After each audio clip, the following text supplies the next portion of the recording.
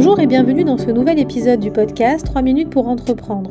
Je suis Émilie Attard, je suis formatrice consultante en création et développement d'entreprise et j'ai fondé la communauté des entrepreneurs. Aujourd'hui, je réponds à la question « Comment se différencier de la concurrence ?» Alors c'est une question que l'on me pose souvent et dernièrement, c'est sur TikTok que l'on m'a interrogé sur ce sujet.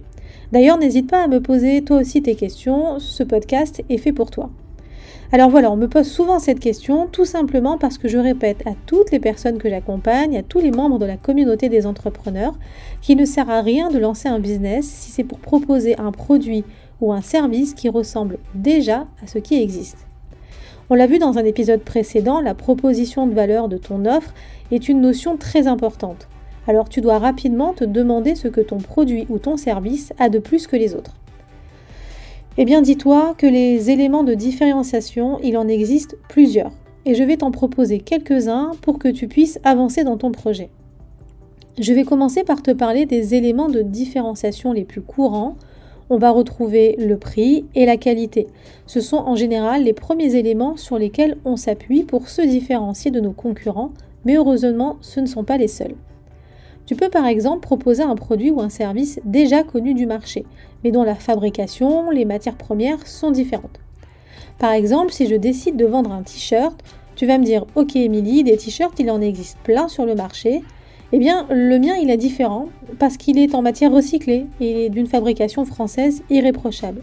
Alors oui, je vends un t-shirt comme mes concurrents, mais la provenance et la qualité me permettent de me démarquer. Tu peux également jouer sur la différence en proposant une commercialisation différente de ce qui existe déjà. Si par exemple tu proposes à la vente un service qui jusque-là n'existait qu'en présentiel, mais que toi tu arrives à le dématérialiser. Tu peux aussi proposer des services annexes qui apporteront une vraie plus-value à ton produit. Tu peux également proposer une identité de marque forte ou un packaging différent qui attirera une clientèle attachée à ton univers. Autre exemple, tu peux mettre en place un processus d'achat différent. Tu peux proposer des moyens de paiement différents, sous forme d'abonnement par exemple.